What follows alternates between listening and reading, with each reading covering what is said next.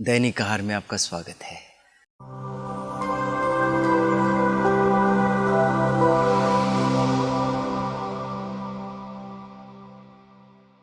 मित्रों, प्यारे भाइयों और बहनों, आपने माता मरियम के अनेकों दर्शनों के बारे में सुना होगा।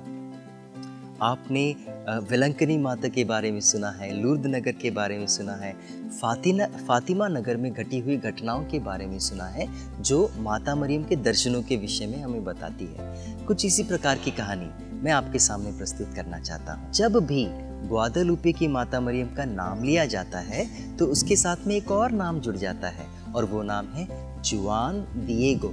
मैंने सोचा कि मैं इस कहानी को आपके सामने प्रस्तुत करूं क्योंकि हमारे छोटे गांव में, हमारे कस्बों में आज भी कैथोलिक विश्वासी भाई बहन इस कहानी के बारे में या इस घटना के बारे में, इस दर्शन के बारे में नहीं जानते और इसीलिए मैं आपके सामने यह प्रस्तुत करता हूँ। यह इंसान जिसका नाम है जुआन दिएगो, इसका जन्म 1474 में मैक्सिको शहर के नज़दीक में बसने वाली एक जनजातियों में हुआ था और बड़ा होकर जुआन दिएगो ने कैथोलिक कलीसिया में अपना विश्वास प्रकट किया और एक अत्यंत धार्मिक इंसान बन गया। कहा जाता है कि 9 दिसंबर 1531 के दिन 9 दिसंबर 1531 के दिन जुआन दिएगो सुबह सुबह उठकर गिरजा जाना चाहता था ताकि वो मिसा में भाग ले सके। रास्ते में पहाड़ियाँ पड़ती हैं और उन पहाड़ियों में से एक बेहद ही खूबसूरत संगीत के धुन वहाँ से आ रहे थे। तो यह आश्चर्यचकित होकर सोचने लगा कि यह संगीत इतने पहाड़ी प्रदेश से कहाँ से आ रहे हैं। तो वो उसकी ओर खींचा गया, मंत्रमुग्ध हो गया। तो उसने ध्यान लगाकर सुना तो उसे एहसास हुआ कि उस संगीत में उसका नाम लिया जा रहा है और वो और भी आश्चर्यचकित होकर उसकी ओर खींचा जा रहा है। जब वो वहाँ पहुँचा तो उसने देखा वहाँ एक सुंदर सी महिला खड़ी हुई है।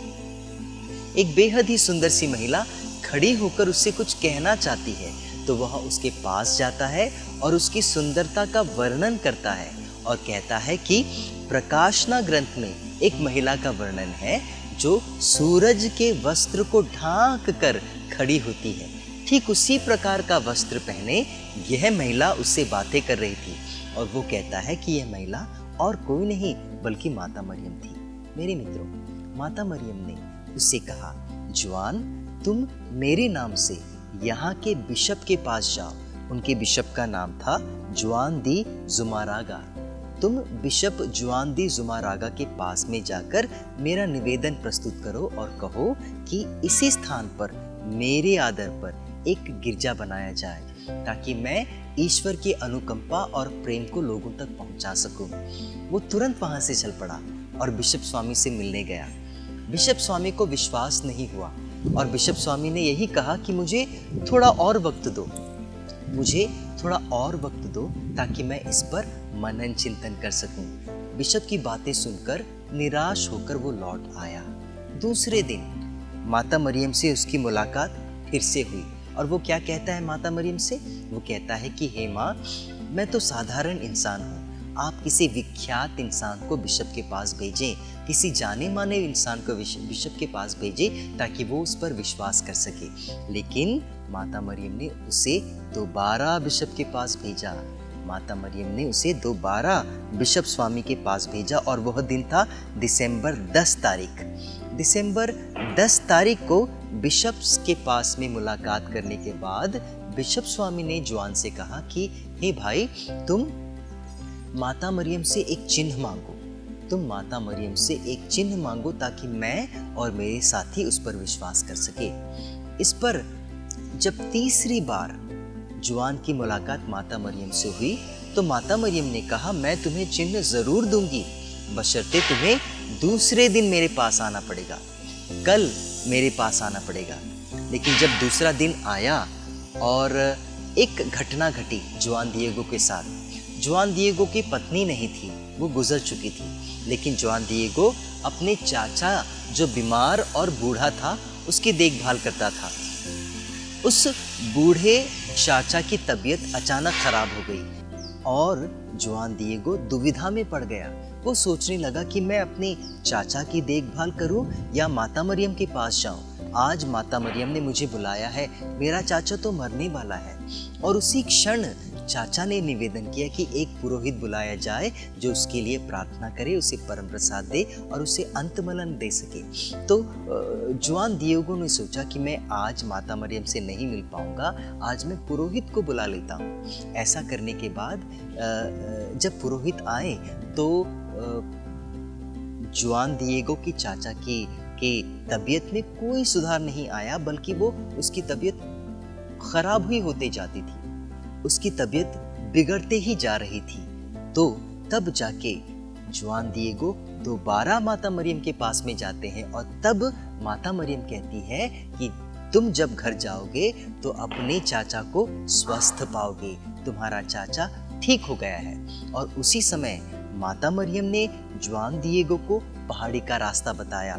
वह पहाड़ी जो बर्फ से भरी हुई थी, एक आश्चर्यचकित करने वाले वृक्ष की ओर उसने अपनी उंगली दिखाई और कहा कि ये गुलाब का फूल है और यह गुलाब का वृक्ष गुलाबों से भरा हुआ है।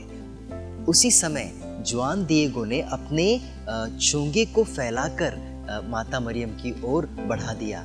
माता मरियम ने उन गुलाबों को तोड़ तोड़ कर उसकी चोंगे को भर दिया और कहा कि जाओ, यह गुलाब एक चिन्ह है, क्योंकि बर्फीले स्थान पर बर्फ की जगह गुलाबों का फूलना असंभव है और ये एक चमत्कारी फूल था। और उस फूल को लेकर वो बिशप स्वामी से मिलने के लिए दौड़ पड़ा। मेरे मित्रों, कहा जाता है जब वो बिशप हाउस गया, बिशप स्वामी के सामने खड़ा होकर जब उसने अपनी चोंगे को खोला तो पता है उन्होंने क्या देखा? उन्होंने देखा कि उसके चोंगे के भीतर एक भी फूल नहीं बचा था। उसके चोंगे के भीतर एक भी फूल बचा नहीं था, बल्कि उसके चोंगे के ऊपर माता मरियम का एक सुंदर सी तस्वीर छप गई थी। वो तस्वीर इतनी सुंदर थी कि इंसानों के द्वारा उसे बनाना या किसी मशीन के द्वारा उसे छापना असंभव था। उस सुंदर तस्वीर को देखकर बिशप स्वामी मंत्रमुग्ध हो गए और उन्होंने विश्वास किया। मेरे मित्रों, आज आप जब ग्वादेलुपे जाएंगे, ग्वादेलुपे के श्राइन में जाएंगे, तो वह चोंगा अब भी वहां पर रखा गया है ताकि लोग हजारों की संख्या में, लाखों की संख्या में लोग वहां आकर प्रार्थना करते हैं। मैं भी आपसे अनुरोध करता हूं कि आप माता मरियम से प्रार्थना करें ताकि वो हमारे विश्वास को बढ़ने में हमारी सहायता करे और हमारी प्रार्थनाओं को प्रभु तक पहुंचाए।